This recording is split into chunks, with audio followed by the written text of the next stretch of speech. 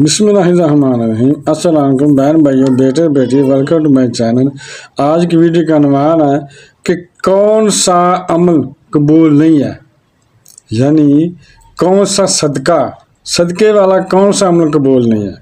वो ये है कि बात बहुत गौर तलब है कि आप सल्लल्लाहु अलैहि वसल्लम ने इरशाद फरमाया कि सदका उम्र में इजाफा करता है, 70 मुसीबतों के दरवाजे बंद करता है।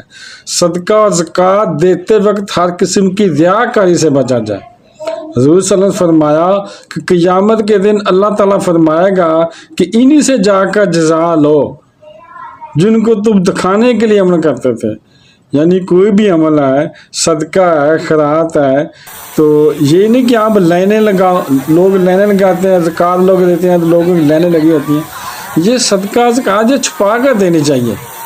ये ऐसी चीज़ें हैं कि किसी की दिलजारी ना हो, मगर वो आजकल अमीर ऐसे हैं कि हमारी वाह वाह और दिखलावा करते हैं कि लोग हैं कि ये बड़ी ज़कात देता है, बड़े गरीबों का ख्याल करता है। जो रिया करी ज़र्रा बराबर में रिया करी अल्लाह ताला को पसंद नहीं है।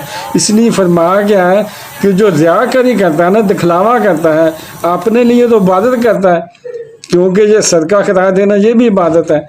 तो वो क़यामत के दिन फिर हज़ूर पाक सल्लल्लाहु अलैहि वसल्लम फरमाया कि अल्लाह ताला फरमाएगा जो उन्हीं से जज़ा लो, जी इसका बदला जो है ना, आप जन्नत मांगते थे ये उन्हीं से लो जाके, जिनको आप दिखाते थे, जिनके लिए वीडियो बनाते थे, लाइनें लगाते थे। इसलिए फरमाया गया है कि सदका खैरात करना चीज़ तो बहुत अच्छी है, इससे जन्नत मिलती है, मगर जो रियाकारी करते हैं ना, दिखलावा करते हैं, उनके लिए फरमाया गया है कि जाओ आप उन्हीं से लो जाके जिनको दिखलाते थे।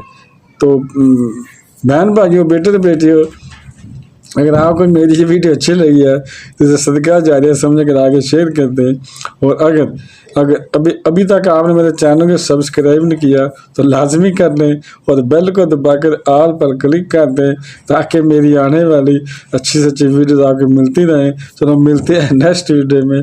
अस्सलाम वालेकुम, खुदा हाफिज़।